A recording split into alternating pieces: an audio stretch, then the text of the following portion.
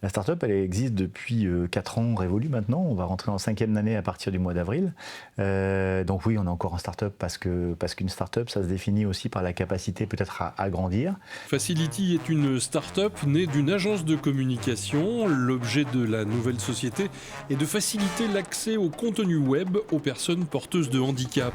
Solution surtout qui est universelle, qui est mondiale. C'est-à-dire que quand on ne voit pas de la même façon qu'on soit en Asie, en Afrique, aux États-Unis ou en France.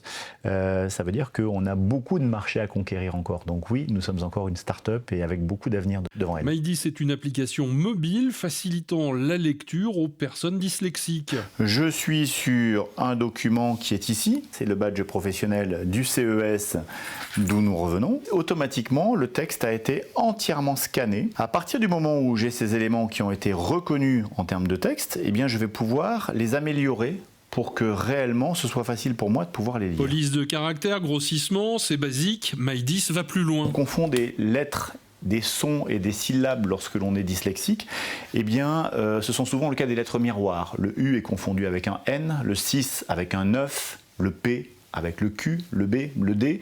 Il va suffire simplement de les nommer.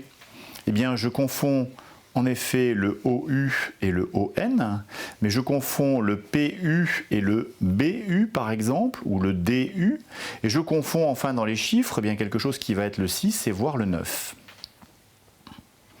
Lorsque j'ai activé ce genre de choses-là, eh bien vous voyez que naturellement, beaucoup d'éléments ont été mis en surbrillance et en couleur, et ces couleurs vont me révéler le sens. Au final, une synthèse vocale peut être sollicitée, y compris en cas de recours à la traduction. Il suffit simplement d'activer la synthèse directement, la synthèse vocale, qui va à tout moment m'accompagner dans la lecture, simplement par le son qu'elle va me renvoyer.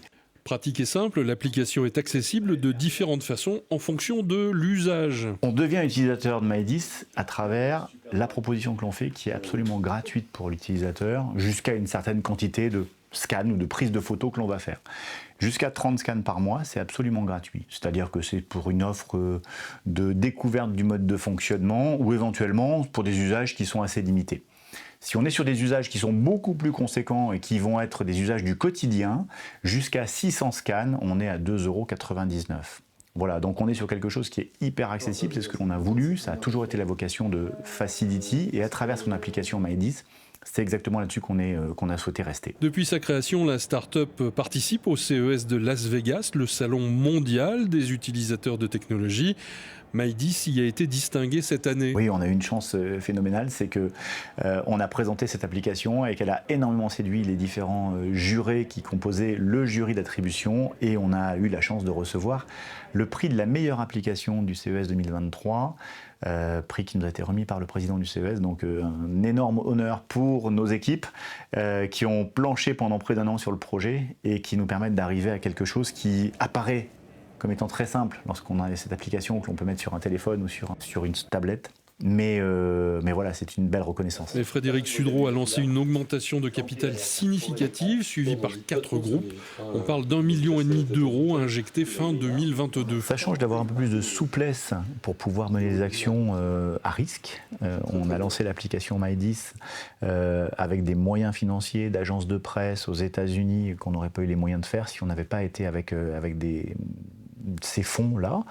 Et puis, il y a des fonds qui nous amènent aussi certaines briques technologiques, certaines briques de savoir-faire.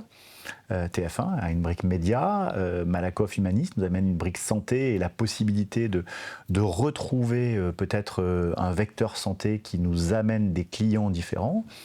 Crédit Agricole nous amène une solidité financière et une crédibilité sur le marché financier également et sur la sécurité de l'information. Et le dernier acteur, c'est Bouygues Télécom. Et voilà, on est sur une application, Maïdis, qui nous amène leur expertise également du client final et l'approche que l'on peut avoir à travers l'application et le mobile. Alors c'est notre core business, c'est ce que l'on sait faire, c'est ce pourquoi nous sommes reconnus. Donc bien évidemment, on ne peut pas s'arrêter. Déjà parce que pour Facility, on a été dans les premiers au monde à lancer ce genre de choses. Je pense qu'on était, si pas le premier, la deuxième société à lancer ce genre de choses. Aujourd'hui, il commence à y avoir pas mal de concurrents un peu partout. Il faut qu'on bouge pour continuer à exister et à être leader sur ce que l'on fait. Maïdis, on est les premiers. On espère en effet pouvoir lancer bien d'autres applications qui seront issues de ce que l'on sait faire chez Facility parce qu'on est légitime tout simplement. On a aujourd'hui plus de 2 500 000 utilisateurs. Ils nous envoient de l'information sur l'efficacité de ce que l'on fait, on leur renvoie quelque chose pour qu'ils le mettent dans leur poche. Donc oui, on va continuer à procéder à ces innovations-là, et quand on fait de l'innovation, il faut investir beaucoup d'argent, avec parfois des choses qui fonctionnent et parfois des choses qui ne fonctionnent pas. L'intérêt de la levée de fonds, c'est qu'on est en capacité de prendre ce risque, on le mesure, on en parle avec nos investisseurs, mais ça nous permet d'avoir cette faculté d'investir. Nos bureaux maintenant sont au Japon avec notre propre société montée au Japon, avec un partenariat avec une société japonaise également. On a un bureau à Tokyo, on a prévu d'en ouvrir 2 de plus, un à Osaka et un à Fukuoka dans le sud de l'archipel.